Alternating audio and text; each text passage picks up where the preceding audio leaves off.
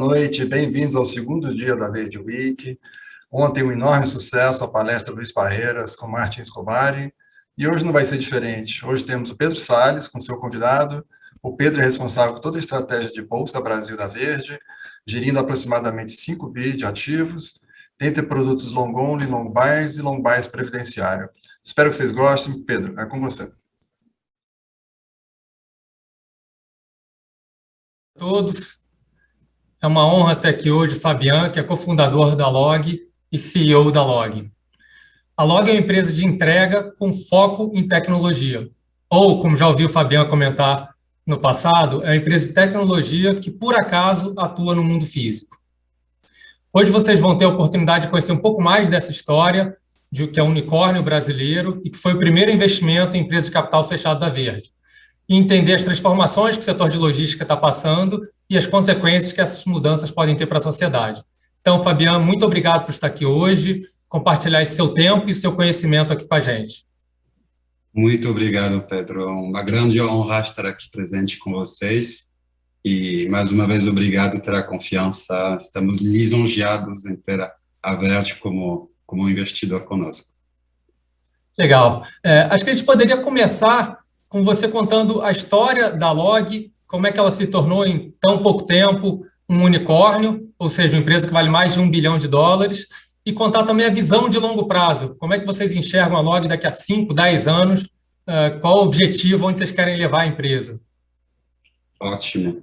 Então, em termos de visão de longo prazo, na Log temos esse mantra de conectar o Brasil, né? Nossa visão de conectar o Brasil no mundo físico. A empresa nasceu faz 8 anos, a partir da observação bem simples, como você bem sabe, que no Brasil estamos aqui em um país de um tamanho continental, né, maior que os Estados Unidos, no qual a logística, além de ser muito cara, né, custa mais de 12% do PIB, ela é muito ruim, né? E gostamos de pensar que esse problema logístico no Brasil ele traz à luz, primeiro, um problema de negócios. Por exemplo, até hoje, o maior empecilho do crescimento do e-commerce e do novo varejo no Brasil foi logística, né, com um tempo médio de entrega até faz pouco tempo de 11 dias, que significa nunca para o consumidor moderno. Mas acho que, além do problema de negócios, o problema logístico traz à luz um problema de integração social e de integração nacional, né? No centro de São Paulo, do Rio, mesmo antes da Log, um pacote podia chegar em 2 dias.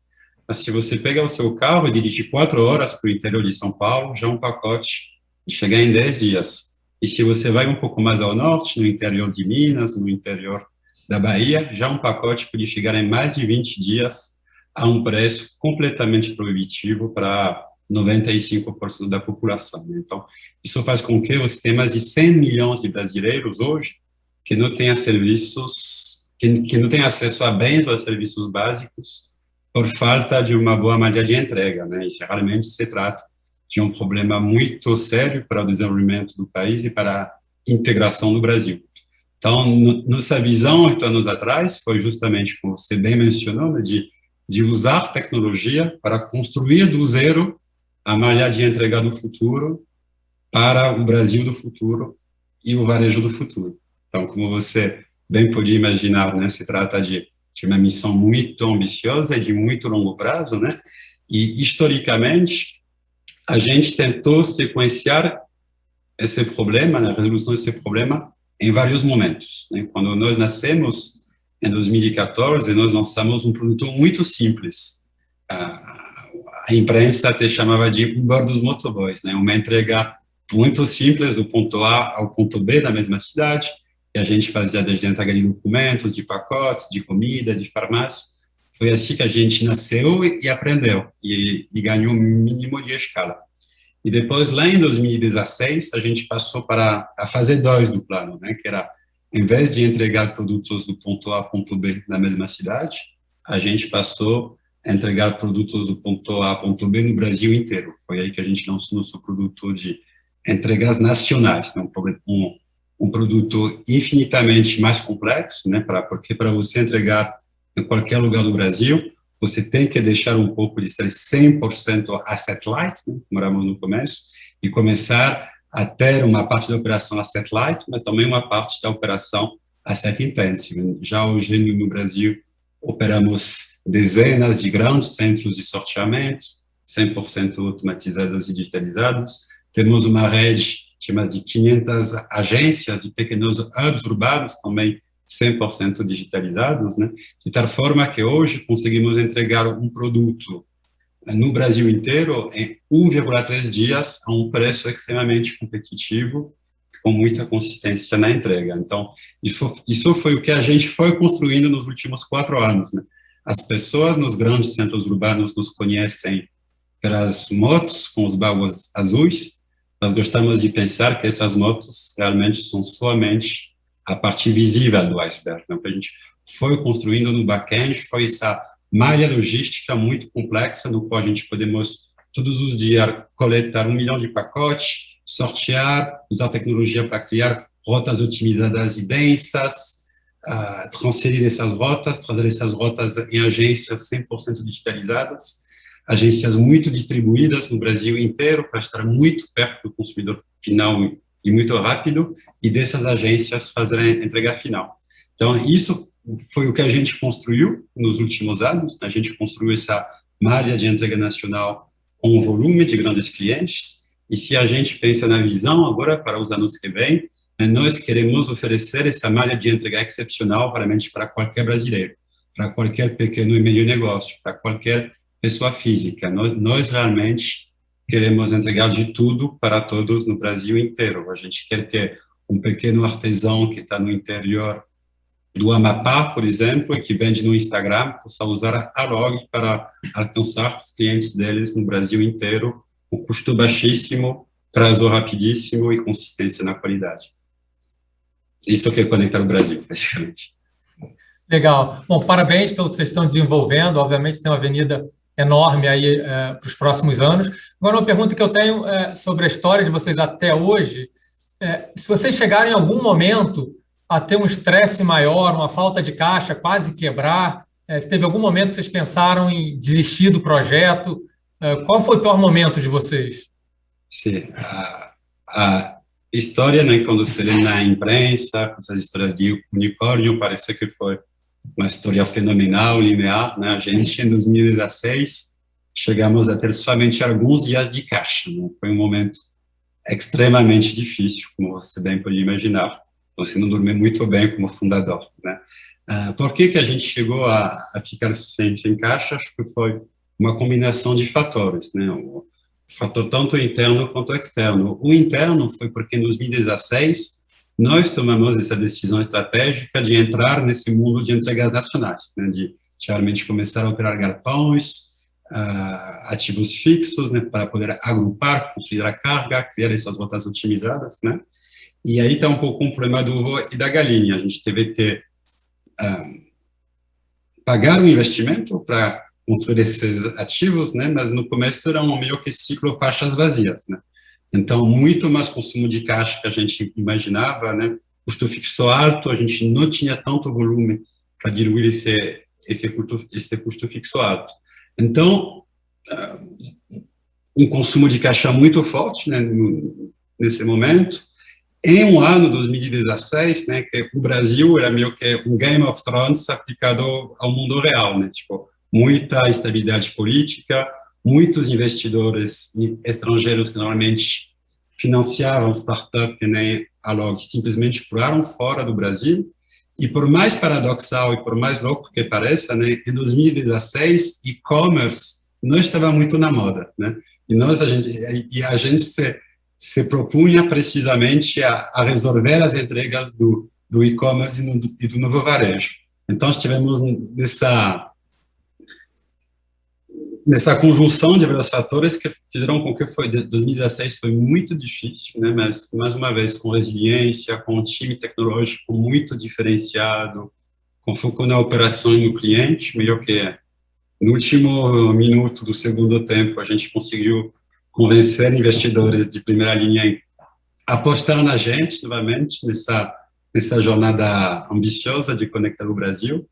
E depois disso, no final de 2017, a gente conseguiu breakivar a empresa novamente. Estivemos com com equilíbrio financeiro, e foi aí que entrou meio que um novo bull market, né, com grandes investidores internacionais, olhando o Brasil novamente, olhando o e-commerce novamente, olhando a Log novamente. Bom, nesse sentido, até esse boom market de venture capital, ele é bastante saudável, né? Porque reduz o risco que boas empresas acabem morrendo no meio do caminho, se elas precisarem de mais capital. Atualmente, obviamente, sendo uma boa história, atualmente é muito mais fácil de conseguir capital do que era em 2016, né? Então, não só isso permite o surgimento de novas empresas, atrai novos investimentos para novas empresas, mas também ajuda a sobrevivência das empresas que estão indo bem. E agora, mudando um pouco de assunto, a gente, quando conversa com pessoas relacionadas a e-commerce, a gente ouve cada vez mais falar que os Estados Unidos está deixando de ser referência e a China está se tornando a referência mais importante. Até no ano passado, na Verde Week, a gente teve uma conversa com o Fred Trajano, e ele citou isso, ele já cita isso há muitos anos, de que a referência para ele é a China e não os Estados Unidos. Como é que é isso para vocês? Qual é a principal referência, ou quais são? Não necessariamente é um ou outro. Como é que você enxerga os dois modelos e olhando para frente, qual que deve sobressair mais? Excelente. É verdade que o case chinês, do presidente chinês, é simplesmente impressionante, né? Hoje em dia, os chineses enviam 360 milhões de pacotes por dia. Para você ter uma comparação, o Brasil são 3 milhões de pacotes por dia, né? E a renda por habitante Brasil e China é a mesma, que a população 6 vezes menor no Brasil, mas fazendo uma regra de 3, o Brasil deveria estar entregando 50, 60 milhões de pacotes por dia. Bom, entregamos 3. O exemplo chinês é impressionante porque teve esse momento realmente de leapfrog, né? A China nunca teve um varejo físico de qualidade, como você teve nos Estados Unidos, como você tem no Brasil. O varejo no Brasil de altíssima qualidade. Então, obviamente, quando a gente se inspira na China, a gente tem que tomar em conta as peculiaridades de cada mercado, né? Tipo, acho que no Brasil existe essa presença de um varejo físico belíssimo, e quando você olhar a China, acho que a maior fonte de inspiração para nós tem muito a ver com a escala, né? Como que você consegue pensar e dimensionar a sua operação numa escala tão grande que você consiga gerar um flywheel, um círculo muito virtuoso de custo, né? Os custos por entregas ali no Brasil, na China, são baixíssimos, né? São baixíssimos e são rapidíssimos, né? Então, os chineses, os players logísticos chineses e os players de e-commerce chineses investiram numa infraestrutura de altíssima qualidade, completamente descentralizada e de altíssima capacidade, na qual realmente, de fato, hoje no e-commerce chinês, você tem 90% dos produtos que são entregues em menos de um dia de graça. Quem que vai no shopping nessas condições? Ninguém.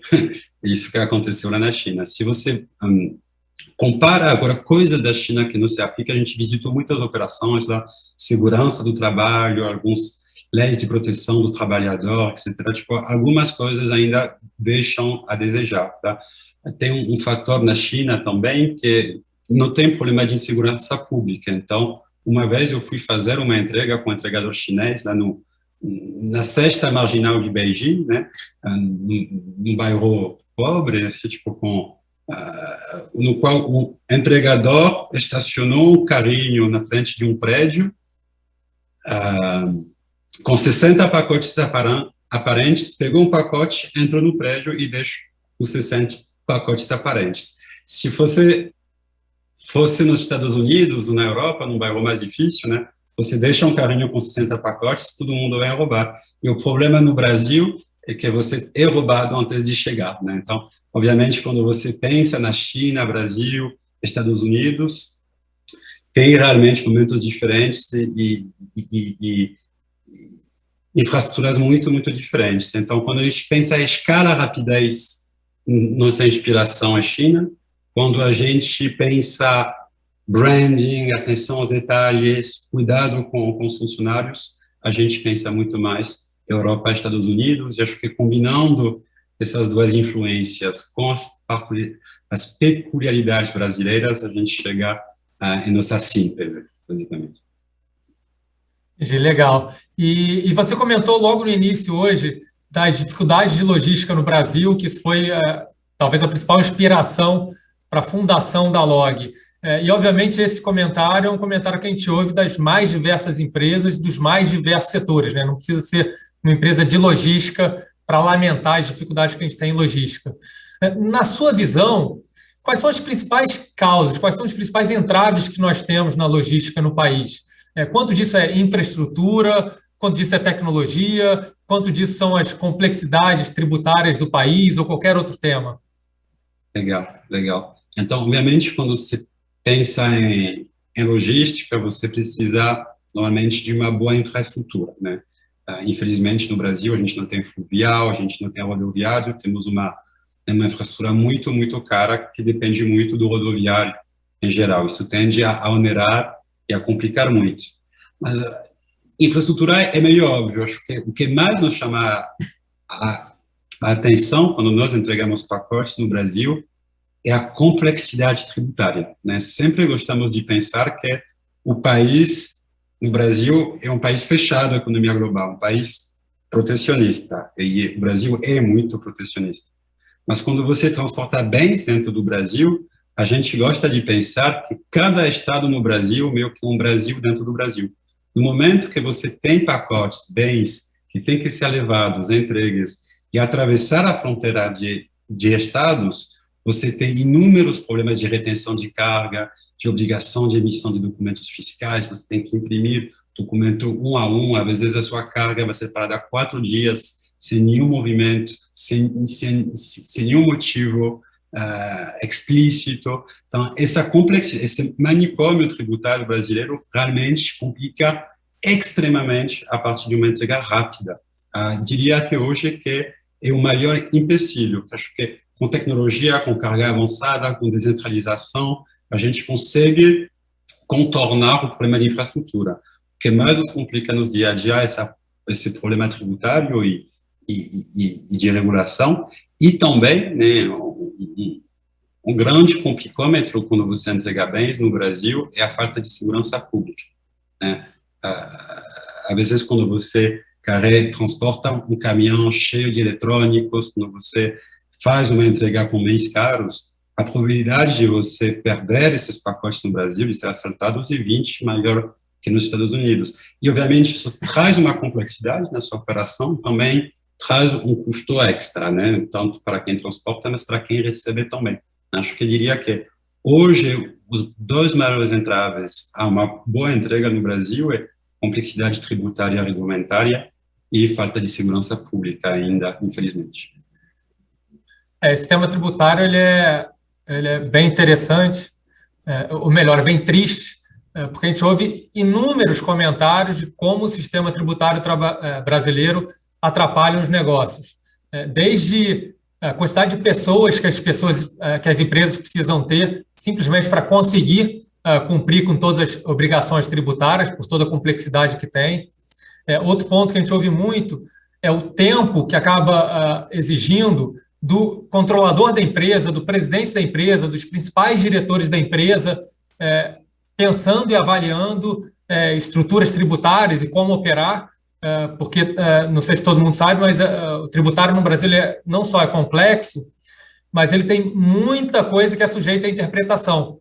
Então, a regra não é clara. Você conversa com um tributarista, o que eu devo fazer? O que é o certo, A ou B? A resposta vem, o A tem esse risco, o B tem esse risco, na primeira instância teve um julgamento dessa forma, na segunda teve de outra, e assim por diante. E muitas vezes a gente vê, algumas décadas até o STF finalmente dizer qual é a interpretação que é correta para os 20 anos anteriores. Então a gente ouve falar muito desse problema tributário. Outra coisa que a gente ouve também é viagem de mercadoria, né? A mercadoria que chega num porto no Sudeste acaba tendo que ir para o Centro-Oeste para ter o centro de distribuição lá, para depois distribuir para o Sudeste novamente, porque assim acaba tendo a carga tributária mais baixa. Então, é tanta ineficiência que gera, e agora você está colocando mais uma, né? Mesmo na logística mais simples, de ir do ponto A para o ponto B, o negócio se torna muito mais difícil por causa de toda a complexidade de se cruzar a fronteira estadual no país. É impressionante e é interessante ouvir isso justamente quando a gente está com algumas discussões sobre reforma tributária, né? E, infelizmente, uma reforma mais ampla que poderia solucionar esse problema, de certa forma, parece estar bem fora da mesa no momento atual. E seria algo bem importante para o país, olhando num prazo mais longo. Mas, enfim, então, enquanto isso não melhora a questão tributária, outros pontos que você falou foi infraestrutura e segurança pública. Nesses aspectos, a sua percepção é que o Brasil está fechando o gap em relação aos outros países? Quer dizer, a gente está com problemas, mas esses problemas estão diminuindo quando se compara com outros países? Ou o gap está abrindo e cada vez a gente está mais para trás nesses aspectos também? Acho que a infraestrutura, né, tipo, a proporção de investimento do PIB brasileiro em infraestrutura pública de qualidade ainda está estagnada, né, infelizmente. Sobretudo se a gente se comparar com a China ou a Coreia, países que deram esses boom de crescimento investindo em infraestrutura e educação. Infelizmente, estamos há uma década estagnados aqui. Com relação à segurança pública, infelizmente, vai e vem, né? A gente se dá muito conta de aumento de assalto de carga, de assalto a agências em função das contrações do PIB e de aumento do desemprego. Tipo, isso é muito, muito claro. Tivemos um boom de assaltos em 2016, tivemos um boom de assaltos no começo da Covid, né, justamente em função do desemprego, que continua alto, e a segurança pública no Brasil, infelizmente, está longe de ser resolvida. Perfeito. E agora, mudando de tema para um tema que eu acho muito interessante, que são as transformações tecnológicas no setor de logística. Você comentou que tecnologia é o foco da Log, está no DNA desde a sua origem, mas se você puder falar um pouco da história até hoje, quais foram as principais transformações que a Log passou ao longo desse tempo? Muito bom, muito bom.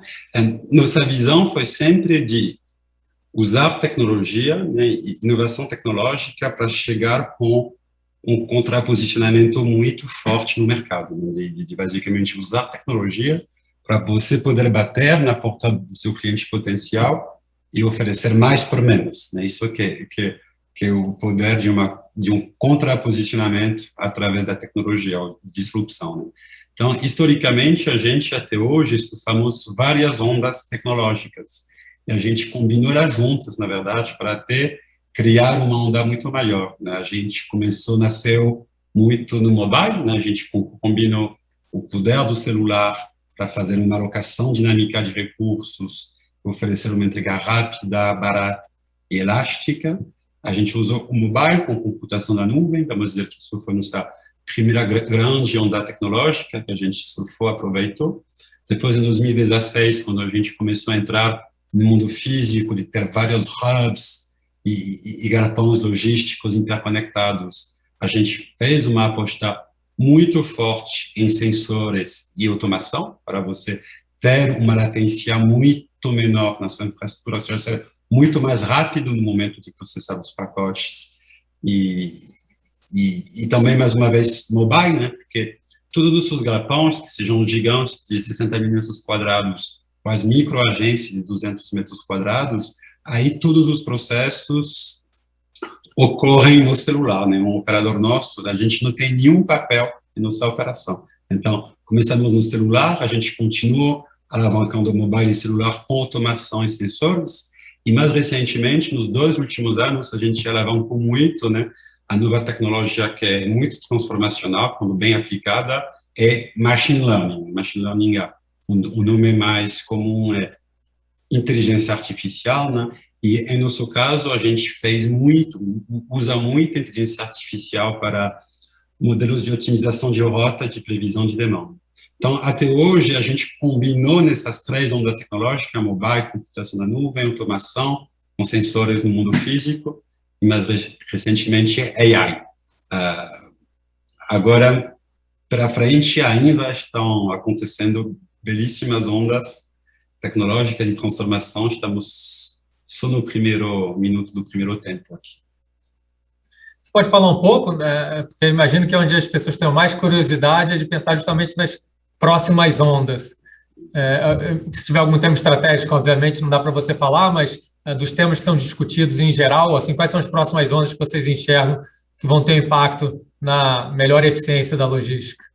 Acho que na melhor eficiência da logística e na sociedade como um todo. Acho que nos 2 próximos anos se muda um pouco o quadro regulatório no Brasil, vai ter uma onda belíssima de eletrificação, né? E a eletrificação, ela é bom para o custo de operação, ela é muito boa para o meio ambiente, está muito bom para a poluição sonora e do ar nas cidades. Então, acho e isso já está acontecendo no mundo, infelizmente, devido, mais uma vez, a regras fiscais e outras idiosincrasias, não está chegando muito bem no Brasil, mas vai chegar. Acho que no curto prazo, eletrificação, e no médio prazo, a questão dos veículos autônomos. Então, quando se fala em veículos autônomos, tem sempre esse buzz, esse marketing feito ao redor dos drones, né, dos drones que voam. Acho que, obviamente, é um vetor de inovação, mas acho que os drones que voam, eles vão ter um range de aplicação muito limitado. Acho que vai fazer muito sentido entregar com drones em áreas rurais, onde o drone tem que pausar, onde não vai ter contaminação, risco de colisão, muita poluição sonora.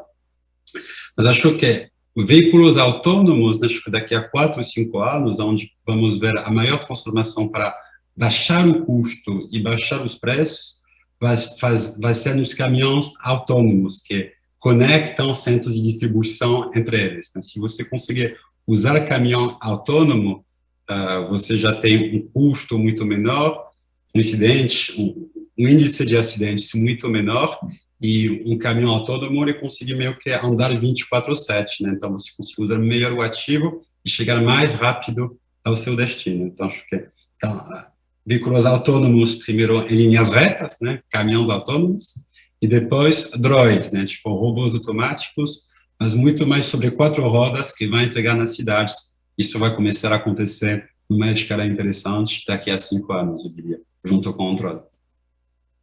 O caminhão autônomo, como você comentou, em linha reta, né, entre centro de distribuição, ele acaba sendo, dentro da tecnologia de carro autônomo, o mais fácil de se fazer, né? Para viajar dentro da cidade, navegar dentro da cidade com tantos pedestres, sinais de trânsito, etc., imagino que seja muito mais difícil. Você deu a entender que caminhão é algo que é para um futuro que não é tão distante. É claro que falar a data é difícil, mas talvez daqui a 4, 5 anos já comece a ter num orçamento minimamente razoável. Quando pensa para entrar nas cidades, né, o automóvel, a van autônoma, você enxerga isso como algo num futuro minimamente razoável, algo muito distante que não está nem estudando muito ainda no lado de vocês? Acho que daqui a 5 anos vai começar a ter aplicações interessantes para entregar com robozinhos em 4 rodas nas cidades, né? O que será muito importante, justamente, você já ter uma malha de agências de mini-hubs nessas cidades. Por exemplo, na cidade de São Paulo temos mais de 50 mini-hubs. Hoje, desses mini-hubs saem pessoas a pé, de carro, de moto, de van. Acho que no futuro próximo desses mini-hubs vão sair pessoas de carro elétrico, de moto elétrico, e daqui a 5 anos vão sair pessoas de carro elétrica, de moto elétrica, e uns robozinhos autônomos, em zonas densas e com infraestrutura boa, com certeza. Interessante. Espero que a questão de segurança pública não atrapalhe isso, né? Não tenha assalto aos robôs. Mas vai fazer parte. E na parte de inteligência artificial, machine learning, você comentou que já teve uma onda importante nos últimos anos. Agora, o que tem para se ter de benefício disso na parte de roteirização, o grosso disso já foi ou é algo que ainda tem um ganho grande pela frente de ter mais inteligência através da inteligência artificial? A inteligência artificial, né, que nem no mercado financeiro, é muito juros compostos, né? Conforme você tem cada vez mais dados, cada vez mais ativos a otimizar e cada vez mais profundidade no tema, na verdade, os ganhos tendem a ser exponenciais, não assintóticos, né? Então, no seu entendimento, é que a cada dia que passa, se você tem um time de machine learning acadêmico, muito no limite da ciência, na fronteira da ciência, que está muito atualizado. Agora existe uma nova leva de algoritmos de reinforcement machine learning, que são muito mais complexos ainda, mas que você precisa treinar durante anos para justamente ter muita eficiência no resultado. Acho que a onda do machine learning, da inteligência artificial, está só no começo, e as aplicações para nós não se limitam à optimização de rota, né? Realmente se aplicam em questão de pricing, em questão de sempre ter o right sizing do seu ativo, distribuir o seu ativo de forma elástica. As aplicações são infinitas, né? Perfeito. Agora, mudando um pouco de tema, quando a gente conversa com as empresas de e-commerce, a gente vê muita discussão sobre dois modelos. Um modelo que é mais concentrado em grandes centros de distribuição, como a Amazon, que você acaba tendo uma eficiência muito grande na operação desse centro de distribuição e até na logística saindo dali. E um outro modelo, que é um modelo hiperlocal, que a gente chama, que é focado em você mover a mercadoria das lojas que já estão dentro das cidades para o cliente final. Então, você está muito mais próximo do cliente final, poucos quilômetros, muitas vezes, mas, por outro lado, acaba sendo uma malha muito mais pulverizada, muito mais pontos para você fazer a retirada da mercadoria para entregar para o cliente. Como é que você enxerga as vantagens e desvantagens desses dois modelos? Esse modelo mais próximo, ele tende, atualmente ele é mais caro do que o que sai do centro de distribuição, mas com o tempo ele tende a ganhar eficiência e pode se tornar mais barato por estar mais próximo? Ou você entende que saindo do centro de distribuição tende a ser sempre mais barato, porque você consegue ter uma rota mais bem definida, com o veículo parando em vários lugares? Legal. Acho que esses dois modelos, eles não se opõem, eles se complementam de uma forma extremamente elegante. Se nós pensamos na logística do futuro, no varejo, no e-commerce do futuro, como estaremos daqui a 5 anos? Como que na Log enxergamos as coisas?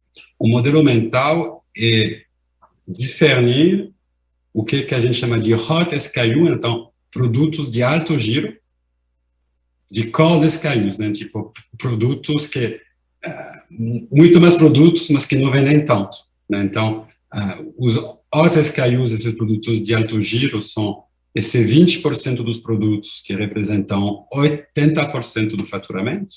E aí, o que nós enxergamos é que cada vez mais esses produtos quentes, eles vão ser descentralizados e levados muito perto do consumidor final, né? E a partir dali, você vai conseguir entregar esses produtos muito rapidamente, então, produtos de alto giro descentralizados, mas economicamente não faz sentido descentralizar todos os seus produtos, porque como que você mantém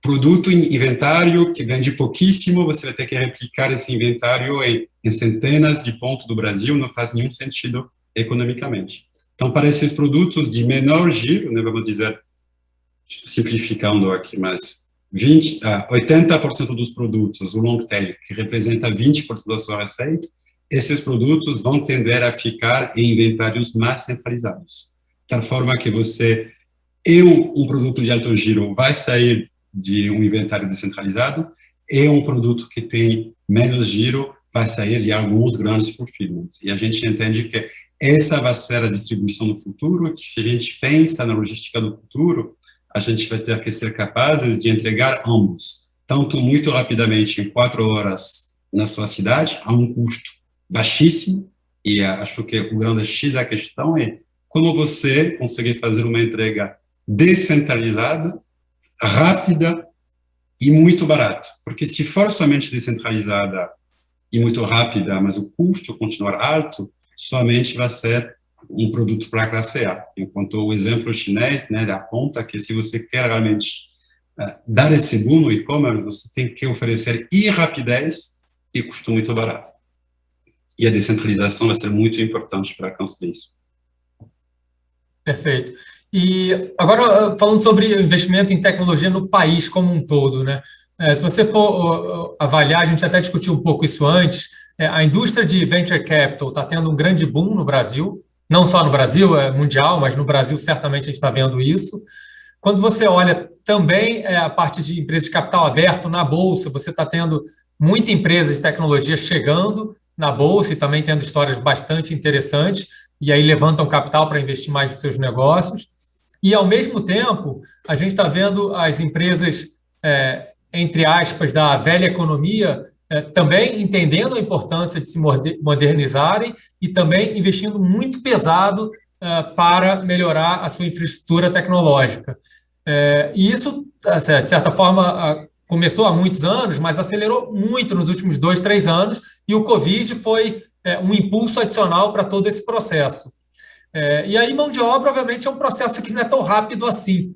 Então, eu queria entender do seu lado como é que você está vendo o gargalo da mão de obra especializada em tecnologia no Brasil, como é que está isso hoje, na visão de vocês, e como é que isso deve evoluir. A situação tende a ficar cada vez mais difícil, isso pode ser um problema mais relevante para o Brasil nos próximos anos? Sim, e acho que já está sendo, né? Se a gente comparar Brasil com China, por exemplo, Brasil treina todos os anos, gradua todos os anos 35 mil engenheiros.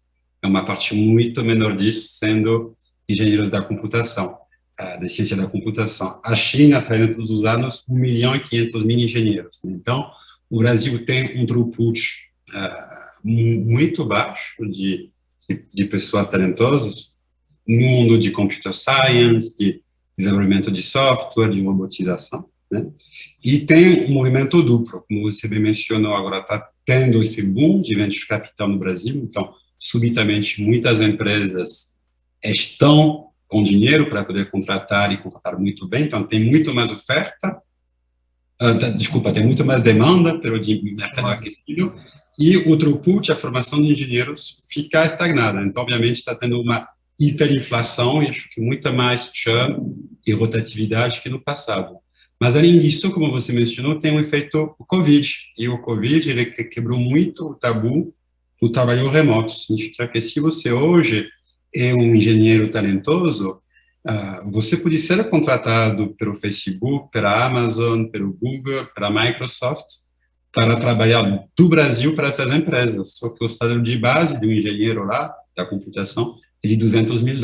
Então, não somente a inflação do ecossistema brasileiro, mas agora a inflação está gerada pela demanda global através da promoção do home office. Então, é um grande desafio, criar uma cultura que vai conseguir não somente atrair talentos, mas também formar talentos, né? Acho que nossa grande aposta na Log e aposta no nosso time de tecnologia e no nosso CTO é justamente uma aposta educacional, né? Que a Log seja um ótimo lugar também para se aprender, para se desenvolver e um pouco substituir as carências da falta de investimento em educação e engenharia no Brasil.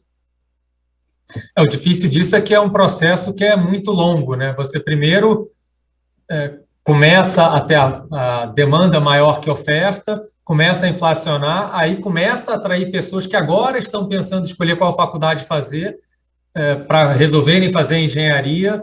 Às vezes você até precisa aumentar o número de cursos de engenharia ou melhorar a qualidade de alguns desses cursos para se formar daqui a 5 anos. Então, do jeito que o boom que a gente está vivendo, certamente a quantidade de pessoas necessárias para trabalhar isso daqui a 1 ano vai ser muito maior que hoje, daqui a 2 anos vai ser maior do que daqui a 1 ano.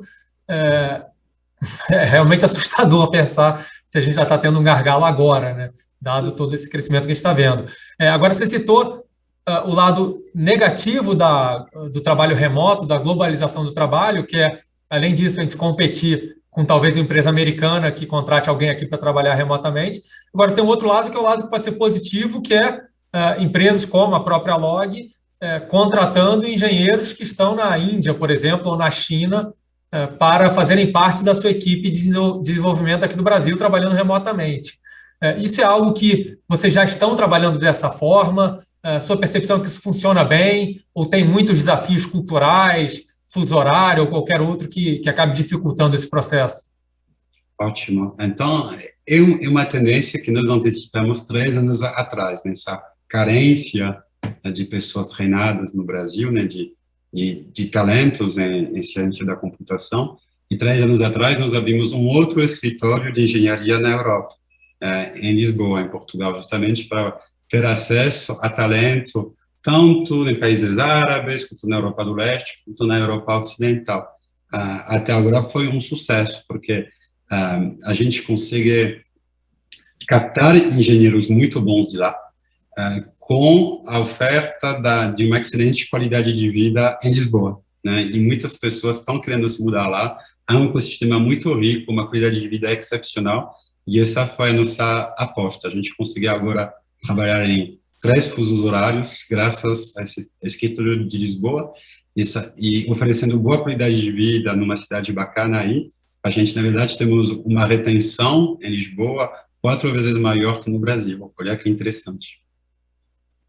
Então, a solução que vocês usaram não foi nem o trabalho totalmente remoto, foi de construir um escritório lá, ter uma base lá, de forma a conseguir gerenciar melhor as pessoas que trabalham lá. É isso? Exatamente. A gente tem um time 100% remoto, mas o que a gente se deu conta é que o time que tem maior retenção, maior engajamento e maior senioridade é o time de Lisboa, justamente porque a gente conseguiu oferecer para eles boa qualidade de vida, um salário decente, é um lugar no qual muita gente gosta de morar. Acho que o 100% remoto não garante necessariamente uma retenção excepcional, né? Porque justamente o trabalhador que trabalha 100% remoto está muito mais tentado de seu job, ele se sente muito menos conectado aos colegas, se sente muito menos engajado. 100% remoto não me parece ser uma resposta necessariamente de longo prazo. Acho que a gente tem que ter uma proposta, mas não é por aí que passa o treinamento, não é por aí que passa a criação de talento, e não necessariamente por aí que passa uma retenção de longo prazo. Agora, falando um pouco do varejo no Brasil, a gente viu vocês inicialmente, principalmente no transporte de longa distância, né, quando saiu da cidade, focando nos grandes varejistas, e depois, já há cerca de 1 ano, 2 anos atrás, também focando nos pequenos e médios varejistas para esse transporte mais longa distância. Ao mesmo tempo, a gente viu empresas grandes, os maiores varejistas no Brasil, como o Mercado Livre, que poucos anos atrás usava praticamente 90% das suas entregas usando Correios, e aí mudou drasticamente isso, hoje em dia é cerca de 15% apenas. Os outros grandes varejistas, até antes do Mercado Livre, já fizeram esse movimento de saída dos Correios, e vocês agora focando no pequena e média empresa do varejo, imagino que também devam estar fazendo uma competição muito forte com os Correios.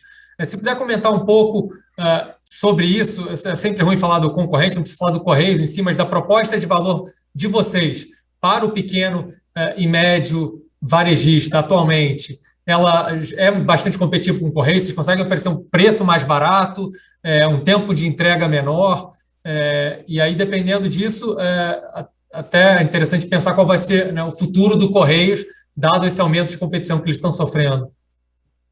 Ótimo.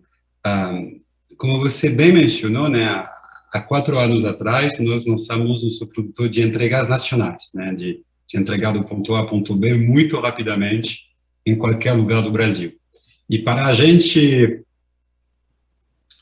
começar a fazer essa máquina girar, né, a gente foi procurar o volume de grandes varejistas, né, e nós sempre seremos extremamente gratos a esses grandes pontas, grandes nomes do varejo, que acreditaram na gente até hoje e que nos deram muito, muito volume para construir uma malha de entrega excepcional, né. Hoje conseguimos entregar no Brasil em 1,3 dias, na média, a um custo, o menor custo do mercado e com muita consistência nas métricas de qualidade, né? On-time delivery, índice de perda de caixa, nós somos realmente numa zona de excelência.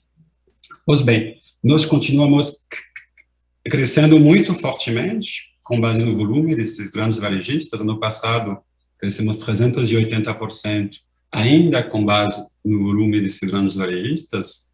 A gente quer mais, né? A gente quer realmente oferecer essa malha logística de entrega única que a gente criou nos últimos 5 anos, com o nosso diferencial tecnológico, de nosso diferencial tecnológico, a gente quer oferecer essa malha logística não somente para o mercado livre desse mundo, mas realmente para qualquer pessoa física, para qualquer pessoa jurídica, né? Esse é um pouco nosso mantra, conectar o Brasil, entregar de tudo para todos.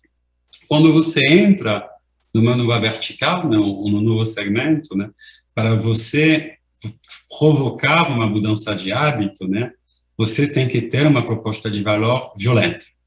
Senão você não vai conseguir, né? Você tem que oferecer muito mais por muito menos. O produto que a gente lançou, né, 6 meses atrás, por enquanto direcionado a pequenos embarcadores, pessoas físicas, pessoas jurídicas, daqui a alguns meses pessoas físicas, oferece-se muito mais por menos, né? A gente consegue, mais uma vez, vir coletar no conforto da sua loja ou da sua casa, por um preço menor que todos os nossos competidores. Geralmente, quando você usa um competidor nosso, você tem que deixar um pacote numa agência. No caso da Log, não, você somente tem que agendar o horário no qual a gente vem coletar na sua loja, na sua casa, e nós estaremos aqui lá neste horário. A gente vai entregar muito mais rapidamente que qualquer outro competidor, né? Acho que rapidez sempre foi nosso diferencial, e em termos de preço, somos entre 5% e 50% mais barato que a competição, né? Então, a gente consegue agora oferecer muito mais por muito menos. A gente estamos escalando esse produto aos poucos, né? Para sempre zelar por excelente integração, excelentes métricas de qualidade, né? Você lançar uma vez só, então você tem que fazer as coisas sempre com muito controle e muito carinho para a experiência do consumidor, mas acho que esse vai ser o grande vetor de crescimento da Log, né? Realmente permitir, mais uma vez, que um pequeno artesão no interior do Amapá possa vender no Instagram, no WhatsApp, usar a Log para entregar no Brasil inteiro muito rápido, muito barato. Essa está sendo nossa proposta e isso está sendo o futuro que já está se realizando, bem ou mal. Isso é muito bom ouvir isso, né? Obviamente, para a eficiência da logística no Brasil, como consumidor e cliente da Log de vez em quando, mas até me preocupa um pouco a vida dos Correios, né? Porque certamente vão se tornar cada vez mais difíceis. Os desafios nos últimos anos já foram grandes, nos próximos, cada ano que passa, a competição vai ser mais difícil. Agora, um outro tema, você chegou a citar um pouco, que é a entrega de pessoa física para pessoa física. Vocês, logo no início, a Log já tinha isso, né, no ambiente local, e agora, né, também dando passo para fazer isso no ambiente nacional. E esse mercado, ele é um mercado muito interessante, que ele pode ter consequências grandes em outros mercados. Por exemplo, tem investimento que nós temos em empresa de varejo de mercadoria usada, né, principalmente roupa usada, por exemplo. E o grande entrave, sem dúvida, dessa economia circular é a logística. Você está falando de produtos usados que você vai vender por R$50 e a logística para vender uma peça acaba sendo muito cara. Então, se vocês, de fato, entrarem nisso e conseguirem oferecer um produto num preço bastante acessível, que pegue na casa de uma pessoa e entregue na outra, esse mercado pode mudar de patamar nos próximos anos. Faz sentido isso? Ou os entraves para conseguir fazer isso de forma eficiente são muito grandes e vai continuar sendo um produto muito caro ainda, essa logística?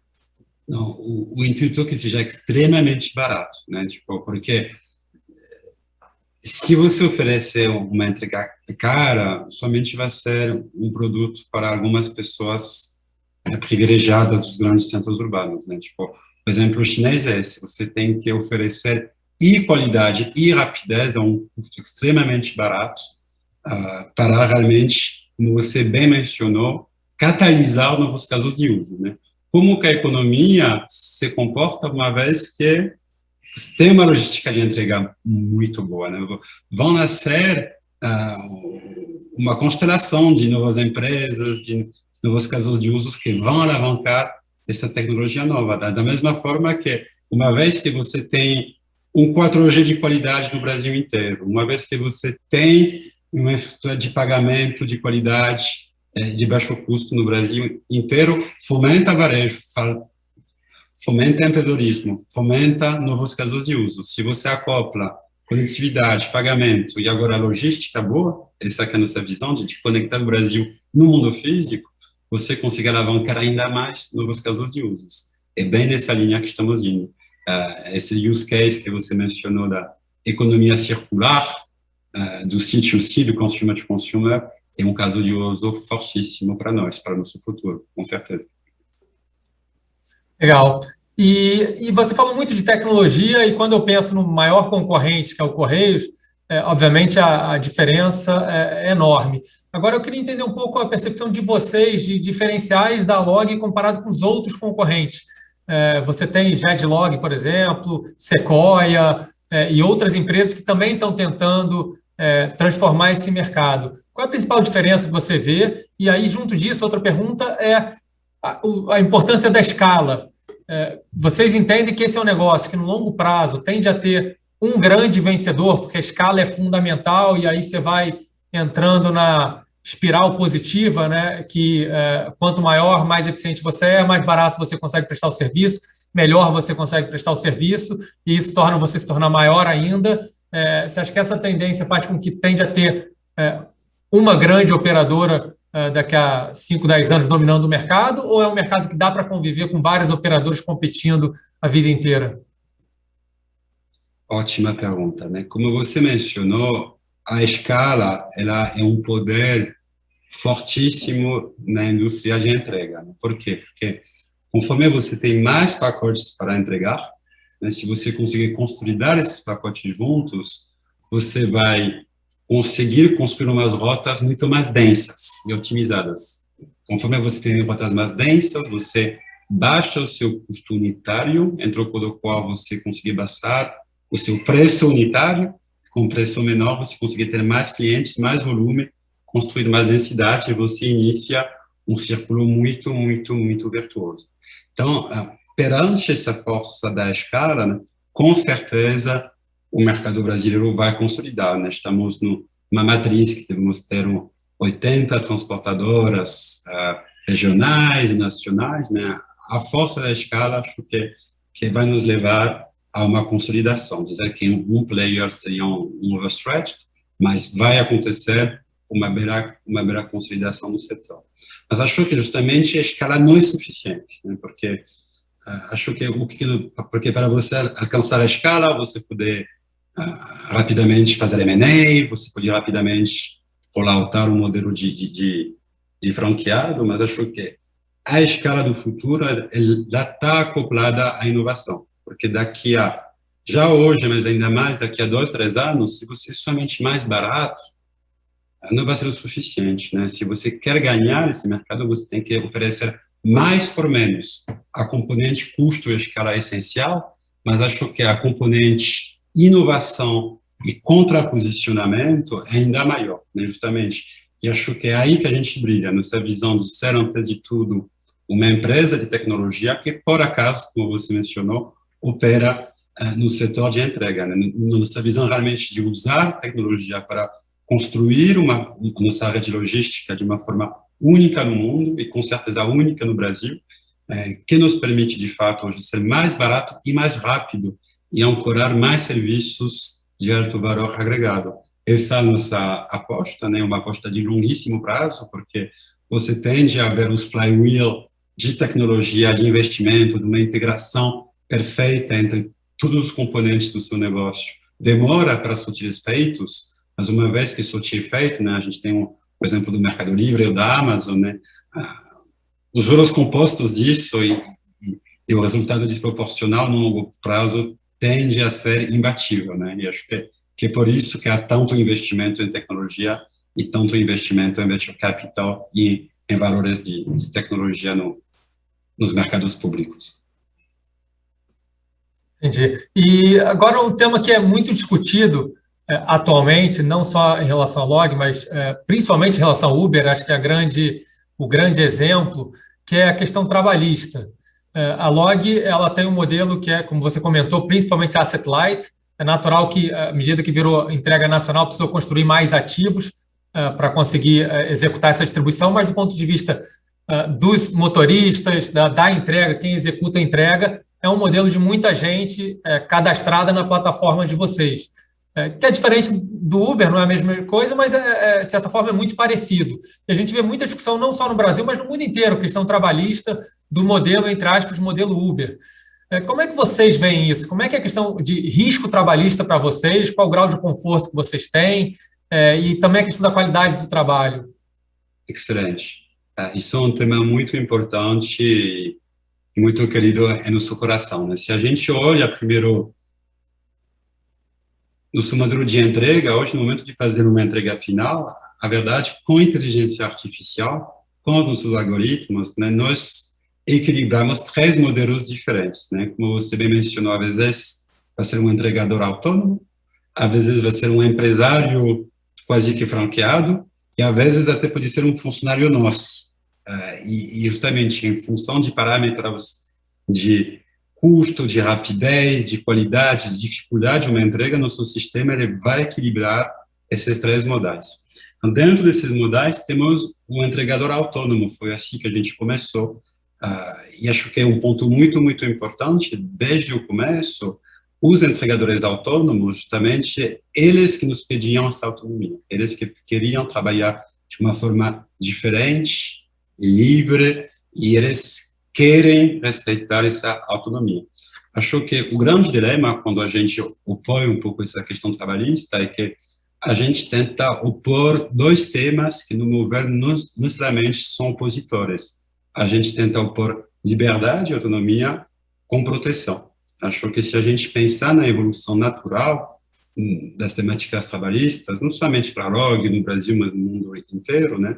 Acho que a evolução vai ter que acontecer no marco regulatório para você reconciliar essa visão da autonomia, da liberdade, você poder trabalhar quando quiser, aonde quiser, sem subordinação, com um safety net, né? Com proteção social, com inserção no sistema tributário, com inserção no sistema previdenciário, né? Tipo, nós somos muito apoiadores justamente de projetos de leis ou dessa visão de que o trabalho autônomo na nuvem é uma tendência muito forte que está aqui para ficar. Os próprios trabalhadores querem trabalhar dessa forma. Agora, como sociedade, temos que pensar justamente em como tratar esses trabalhadores com dignidade, com inserção no sistema previdenciário, com essa rede de segurança, né? Nós, na LOG, por exemplo, a gente faz questão de trabalhar exclusivamente com entregadores MEIs, né, microempreendedores individuais, significa que recolhem o INSS todos os meses, a gente oferece um seguro privado em caso de invalidez, em caso de morte, mas acho que como sociedade temos como fazer muito mais para reconciliar liberdade, autonomia com proteção do trabalhador. Acho que estamos somente no começo de uma longa jornada aqui. Entendi. E agora, pensando num futuro mais distante, eu entendo que vocês já têm uma missão bastante ambiciosa, mas pensando mais à frente, a gente vê algumas empresas de tecnologia que muitas vezes usam o conhecimento que elas adquiriram no seu primeiro negócio para, às vezes, entrar num negócio novo, ou, às vezes, entrar numa geografia nova, saindo, né, do país de atuação, indo para outros países também. Isso é algo que passa na cabeça de vocês atualmente, seja entrar num negócio totalmente novo, mas que use o know-how que vocês têm de inteligência artificial, tecnologia, etc., ou de entrar num outro país, ou é algo que está muito distante, dado que vocês ainda têm um grande desafio aí de crescimento nos próximos anos no Brasil? Isso será o nosso eterno dilema, acho que é o dilema de qualquer empreendedor, né? O dilema entre focar e fazer uma coisa com extremo foco e carinho e desfocar para ir atrás de novas oportunidades. As oportunidades podem ser num vetor vertical ou horizontal, né? Acho que nosso momento atual não significa que não será diferente daqui a um ano, mas é um momento de extremo foco. Acho que o desafio de conectar o Brasil, de entregar de tudo para todos, em um prazo baixíssimo, um custo baixíssimo, com consistência na qualidade, é um desafio gigante. Quem conseguir fazer isso tem como construir uma empresa multibilionária. Acho que o custo de oportunidade de desfocar disso hoje é gigante e nossa cabeça está muito nesse foco. Uma vez que tudo indica que estamos no caminho certo para realizar isso, aí a gente poderia sonhar em outras oportunidades. Mas, por exemplo, se a gente tomar o caso da Amazon, a Amazon, antes de pensar em AWS, antes de pensar em novos negócios, ela ficou sinônimo de excelência no core business dela. Acho que temos que chegar lá ainda. Perfeito. E a Log é um dos primeiros unicórnios no Brasil, e a indústria de venture capital, como a gente comentou anteriormente, é uma indústria que está passando por um grande boom. Ontem, na Verde Week, a gente teve a oportunidade de conversar com o Martin Escobari, e ele falou bastante sobre isso. Eu queria ouvir um pouco a sua visão. Eu entendo que você está mais focado na Log, mas você certamente acompanha de perto esse ambiente. Eu falei dos benefícios desse excesso de capital, porque incentiva novas empresas e ajuda as empresas que estão aí para navegar e conseguirem atravessar os períodos mais difíceis. Mas a minha pergunta é se você vê já algum efeito colateral negativo desse excesso de capital. Se você olha para o lado e vê muita empresa que você conhece, que parece qualidade baixa e que está tendo avaliações exageradamente altas, ou até empresas boas, mas que você acha que os níveis de preço estão totalmente fora de controle, ou muito dinheiro sendo usado de uma forma ineficiente. Enfim, você vê algum problema desse boom de venture capital já, ou é mais só pelo lado positivo mesmo que eu comentei anteriormente? Interessante. Acho que o que está acontecendo no Brasil, primeiro, é a correção de uma carência gigante de capital, né? Se você olhava em 2015 no Brasil, comparava Brasil e China. Estamos fazendo muito isso hoje, comparar Brasil e China, né? Na China, em 2015, a proporção de venture capital, de capital de risco em proporção ao PIB, era 135 vezes maior que no Brasil. Ou seja, não havia capital de risco no Brasil. O que estamos fazendo? Estamos saindo, basicamente, de uma travessia do deserto gigante, do inverno atômico sem nenhum fundo para empreendedorismo. Estamos num cenário competitivo no qual 2 fundos de venture capital comandavam o mercado, né? Acho que isso está mudando de uma forma muito drástica e estamos corrigindo esse gap, tá? Mas estamos ainda muito longe da proporção de venture capital na economia com relação aos Estados Unidos ou China. Então, acho que essa correção tende a continuar. Sobre excessos de venture capital, né? Acho que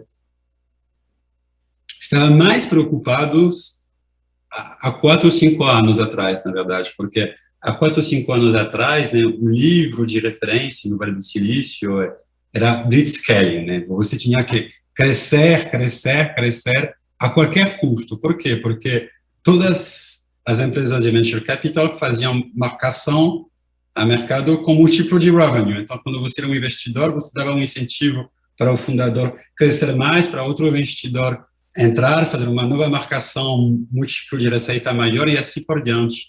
E criar essa bola de neve que acho que no período de 2014 a 2019 criou alguns excessos.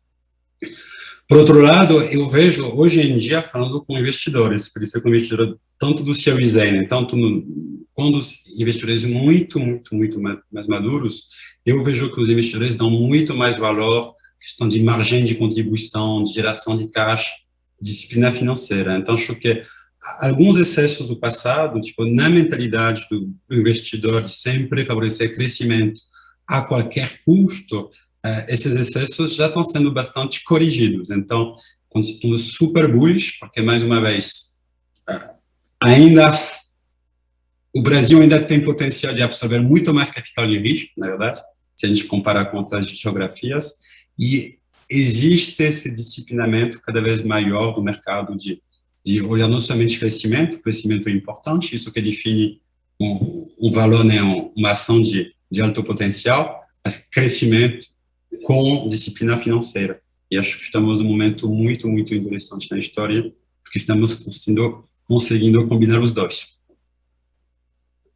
Bom, Fabian, a conversa está excelente, adoraria continuar, mas acho que está na hora de caminharmos para o encerramento. Então, queria mais uma vez agradecer bastante a sua presença aqui hoje, compartilhar todo esse conhecimento com a gente. Agradecer também a atenção de todo mundo que está assistindo e lembrar que amanhã teremos mais um dia de Verde Week. O João Julião vai conversar com o Marcelo Sampaio, CEO e cofundador da Hashdex. E na quinta-feira, o Luiz Stuhlberger vai encerrar a Verde Week falando com as suas visões sobre o mercado financeiro. Então, mais uma vez, muito obrigado, Fabien, e boa noite a todos. Obrigado, Pedro. Um prazer estar com vocês hoje.